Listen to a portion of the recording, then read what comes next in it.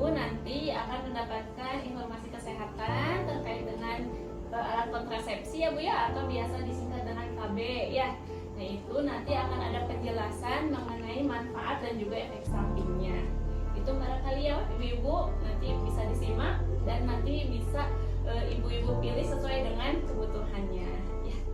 Ibu-ibu di sini saya akan menjelaskan terkait dengan alat-alat kontrasepsi atau KB yang biasa digunakan. Nanti ibu-ibu silahkan pilih metode apa saja yang sesuai dengan kebutuhan dan juga hasil dari diskusi dengan suami ibu-ibu semua.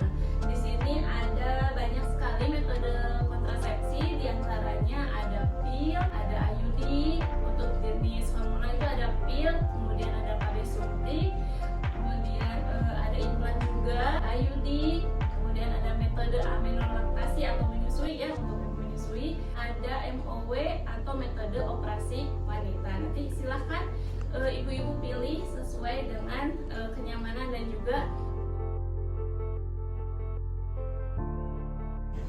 bagaimana Bu Alfi setelah mendapatkan informasi tadi tentang macam-macam KB ya, Ibu bagaimana mau menggunakan KB apa Ibu?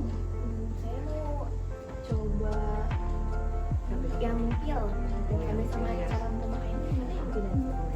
Yang tidak bisa memakai KB pil, yang pertama itu bila Ibu usia lebih dari 35 tahun ya, terus memiliki penyakit jantung sama gangguan pembuluh darah.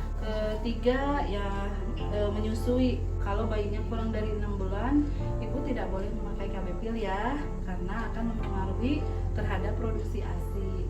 Yang selanjutnya yaitu mungkin hamil. Bisa jadi ya Bu ya, bayinya masih usia 2 bulan, 3 bulan, 4 bulan, ibu sudah hamil lagi, ibu tidak bisa memakai KB pil ya. Selanjutnya yaitu sering sakit kepala ya, migrain seperti itu, terus penyakit hati, hepar atau kanker payudara itu tidak bisa menggunakan KB pil. Dan yang ibu yang mempunyai tensi tinggi juga tidak bisa memakai KB pil ya. Sudah tahu gimana caranya minum KB pil Ibu Alfi? Belum tahu juga gimana ya caranya. Ini ya, ini adalah KB pil. Kalau ini namanya KB yang tidak ada hormonnya ya, pilnya. Kalau yang ini ada hormonnya. Jadi memakainya dari belakang dilihat dari tanggal ya. Ini tuh KB selama ibu memakai KB-nya pas lagi head yang ini ya, yang kuning, yang garis kuning ya. Terus kalau misalnya ibu setelah head, ibu memakainya misalnya sekarang hari Sabtu ya, ibu bisa mulai dari sini ya, hari Sabtu ya, terus turun mengikuti arah tanda panah ya. Kalau misalnya ibu belum head, ibu bisa menggunakan dari arah panah yang ini ya, begitu. Ada yang ditanyakan Ibu Alfi? Jelas. Jadi gini Bu, setelah saya mendengar penyuluhan tadi, saya berencana untuk menggunakan KB suntik. Bagaimana ya Bu? Apakah Ibu bisa menjelaskan tentang KB suntik? Neng udah mengambil keputusan untuk memakai KB suntik. Ada yang perlu diketahui sama Neng, kalau KB suntik itu adalah KB hormonal. KB hormonal itu dapat mempengaruhi seluruh tubuh kita. Jadi efek samping dari KB suntik bisa ada perubahan pada wajah, ya, ada flek hitam, ada jerawat, kadang karena mempengaruhi itu. Terus ada perubahan menstruasi, ada perubahan berat badan. Jadi Neng tidak perlu merasa khawatir karena itu memang efek sampingnya dari KB hormonal gitu ya.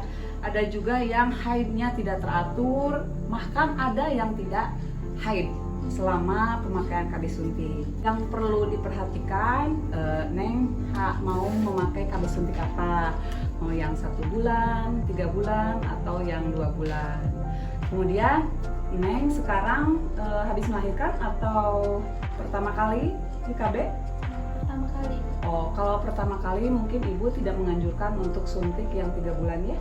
Mungkin Neng bisa pakai suntik yang 1 bulan. Biasanya kalau yang 1 bulan itu ada haid lancar, atau kalaupun tidak lancar mungkin tetap mendapatkan haid walaupun masih ada gangguan haid gitu. Bagaimana Neng sudah mengambil keputusan untuk suntik saja? Ya, Ibu. Suntik yang 1 bulan? Ya. Ya. Silakan. Terima kasih.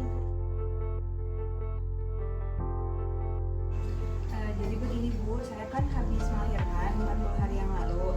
Nah, saya pengen KB menggunakan implan. Nah, implan itu seperti apa, terus kelebihan dan kekurangannya bagaimana, dan pemasangannya bagaimana? Baik, saya akan mencoba menjelaskan tentang apa itu implan ya. Implan itu adalah salah satu jenis kontrasepsi di mana alatnya itu seperti ini ya. Nanti ada batang yang dimasukkan ke bawah kulit kita ya, 1-2 batang. Ini sangat efektif 3-5 tahun ya. Kemudian bisa kapan saja ibu mau melepasnya gitu jika akan merencanakan kehamilan. Tentu saja ini akan ada efek sampingnya ya. Biasanya rata-rata kebanyakan ada yang gangguan menstruasi, terus ada juga perubahan dari berat badan.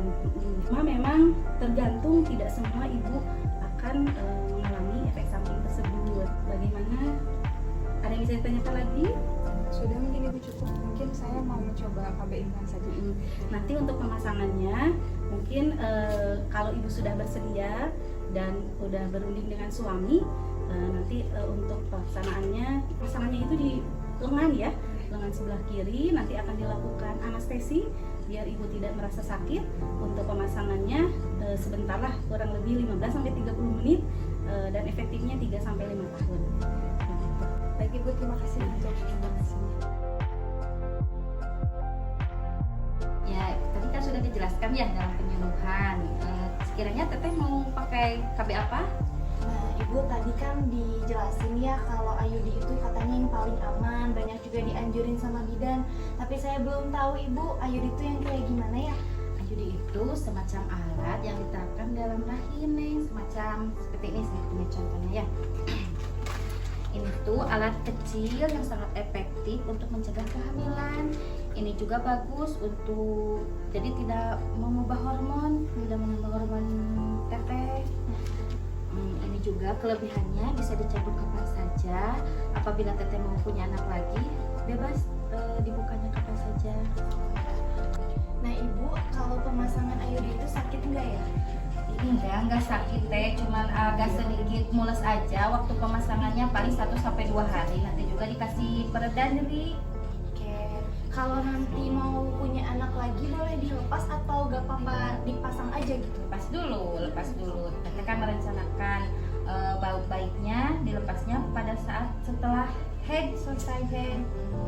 Nah itu ada efek sampingnya gak ya Bu? Insya Allah tidak ada ya teh, soalnya kan IUD itu berupa non hormonal, jadi tidak mempengaruhi kepada berat badan dan lainnya. Kayaknya saya mau pakai itu aja deh. Ya, nanti saya rencanakan untuk pasang IUD-nya. Sebelumnya nanti saya lihat dulu riwayat head ibu ya. Oke, terima kasih Bu Ida. Ya, sama-sama. Ya ibu tadi sudah penyuluhan ya. Nah dari hasil penyuluhan tadi barangkali ibu sudah memutuskan akan menggunakan KB apa? Saya kan sedang menyusui ya Bu. Saya ingin mengetahui lebih lanjut mengenai KB mal, bagaimana. Ya ini ada KB mal ya. KB mal itu singkatan ya Bu ya, dari metode amenor laktasi. Amenor itu tidak haid.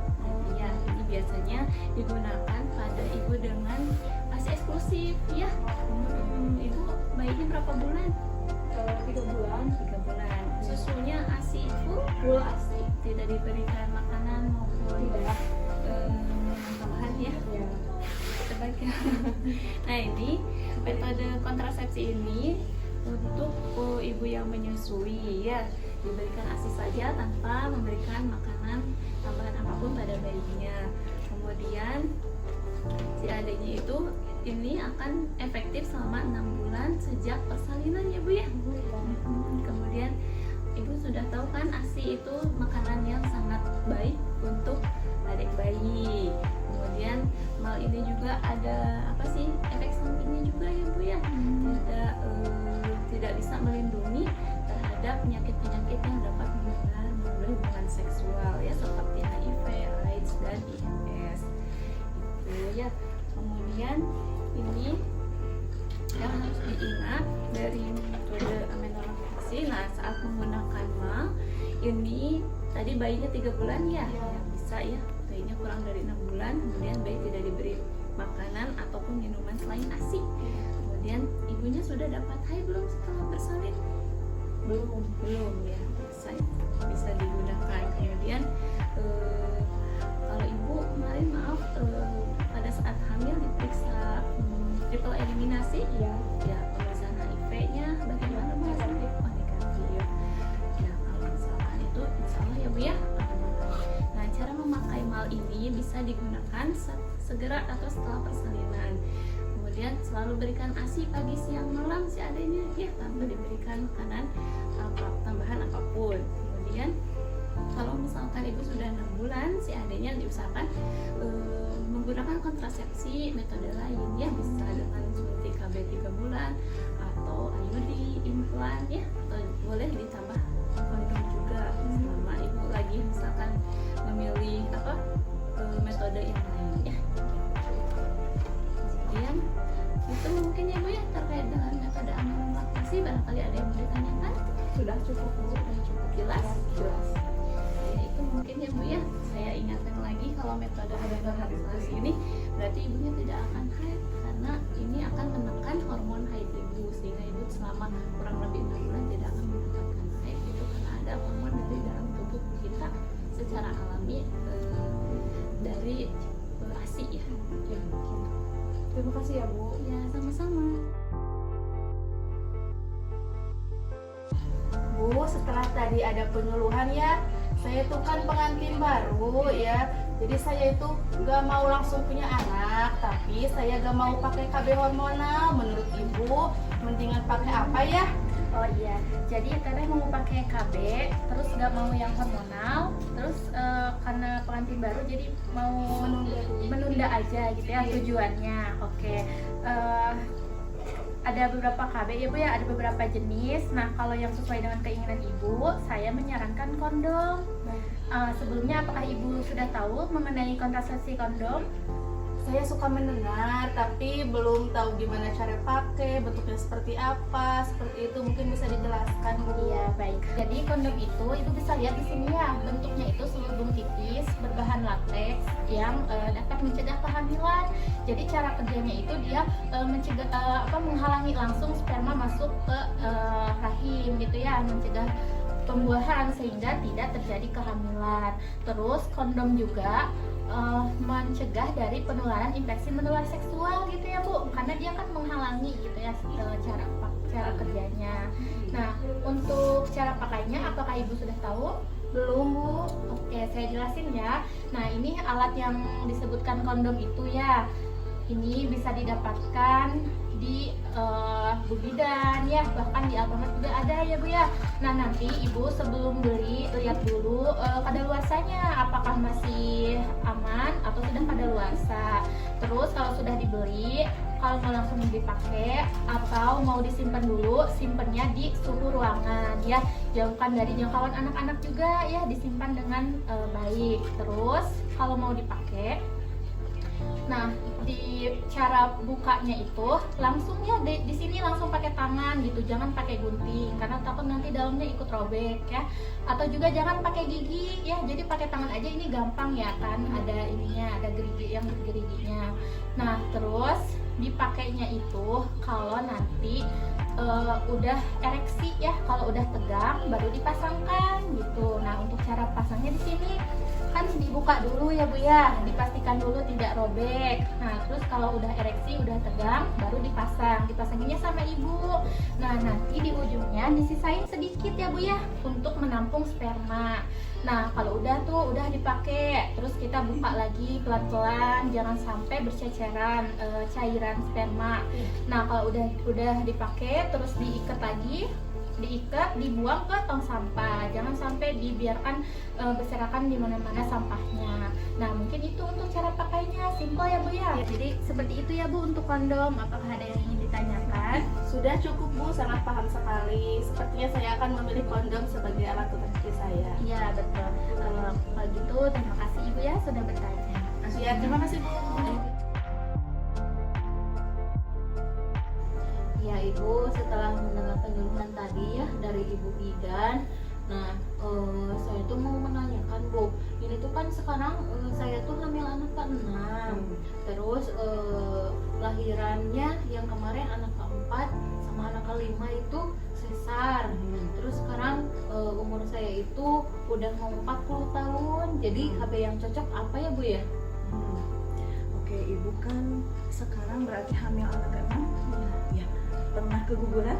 Enggak. Anak dari anak yang pertama sampai ke-5 ada semua? Ada semua. Ada semua. Oh, berarti riwayat-riwayat terdahulunya gimana? Untuk misalkan tensi atau misalkan diabetes atau gimana? Untuk riwayat penyakit kayak darah tinggi yang seperti itu. Bu. Enggak. Terakhir di KB pakai KB apa? KB suntik. KB suntik. Iya. Yang 3 bulan. Yang 3 bulan itu juga pas waktu setelah anak ke-3. Oh gitu. Jadi belum pernah memakai metode yang panjang ya KB-nya. Baru suntik aja. Ya. Jadi gini ya Bu, kalau misalkan dilihat dari riwayat sebelumnya, kan ini ibu sudah riwayatnya hamil anak ke-6, terus riwayat yang 2 terakhir juga ada operasi sesar ya. Jadi kalau misalkan saya menyarankan, mungkin dari usia ibu juga sekarang sudah 40 tahun ya, mungkin untuk KB yang cocok bisa yang ibu bisa dilaksanakan itu adalah MOW atau metode operasi wanita. Nah ibu kan kalau misalkan dulu untuk MOW namanya itu steril ya, kalau sekarang itu namanya tubektomi. Jadi saluran yang untuk bertemunya sperma dan sel telur kita itu di tuba falopi. Jadi si salurannya itu ada yang dipotong, ada juga yang diikat. Nah nanti kan ibu sekarang merencanakan untuk sesar lagi kayaknya nggak ya? Soalnya kan riwayat sebelumnya juga sesar. Jarak antara anak yang terakhir ke yang sekarang berapa tahun? 4 tahun. 4 tahun, tapi sudah lama ya. Tapi biasanya kalau misalkan menyarankan mah disesar lagi. Nah untuk itu nanti ibu bilang aja ke dokter kandungannya untuk dilakukan MOW atau metode operasi wanita. Jadi ibu kan sekarang resiko ya udah 40 tahun juga. Jadi untuk ibunya aman juga ya, nanti tidak hamil lagi gitu. Jadi sudah aja 6 gitu, soalnya kan beresiko juga ya. Nah untuk efek samping dari metode operasi wanita ini juga tidak ada. Jadi haid normal. Terus misalkan dari pas apa ya, efek samping yang lainnya juga nggak ada. Jadi ibu mah nyantai aja gitu. Jadi kalau misalkan haid aja seperti Iya. dia. Gitu. Jadi pas nanti ibu sesar sekalian juga di tubektomi ibu gitu. Ya. Ada yang mau ditanyakan sebelumnya? Ini udah cukup Bu untuk penjelasannya. Iya, kalau gitu ya.